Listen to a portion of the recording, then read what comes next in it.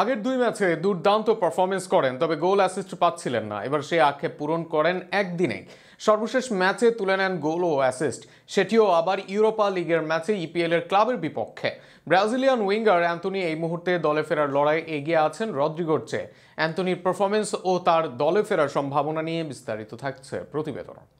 বড় ক্লাবে থেকে অতিরিক্ত বেতন ভাতা ও সুবিধা পেতে পারতেন, তবে এন্তোনি সেটা না করে যান তুলনামূলক ছোট ক্লাবে। গত মৌসুমে যেখানে রিয়াল বেটিসের লোনে গিয়ে সফলতা আসে তার, এমনকি অনেকের ফুটবল খেলার অযোগ্য মনে করা অ্যান্থনি পান জাতীয় দলে ডাক।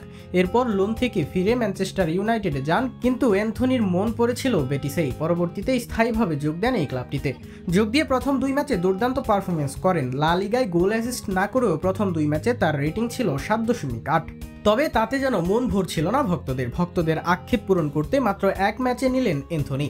সেই এক ম্যাচেই আদায় করলেন গোল অ্যাসিস্ট। ইপিএল এর ক্লাব নটিংহ্যাম ফরেস্টের বিপক্ষে ম্যাচে 15 মিনিটে অ্যাসিস্ট করে দলকে লিড এনে দেন অ্যান্থনি।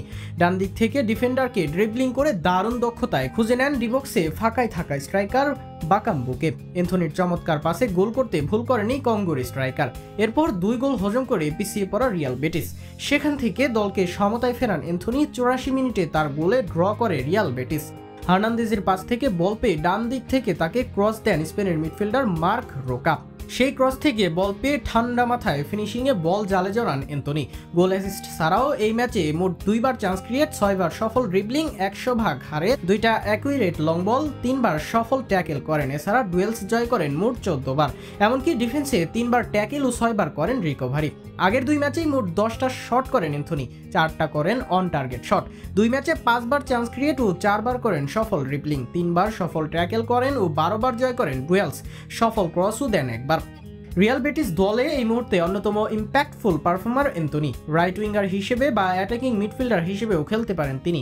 উইংয়ে তার ক্রিয়েটিভিটির সাথে হার্ড ওয়ার্ককে তিনি দলের গুরুত্বপূর্ণ অংশ হতে পরিণত হয়েছে। অপরদিকে ক্লাবের বেঞ্চেই সময় কাটাচ্ছেন বেশিরভাগ রদ্রিগো।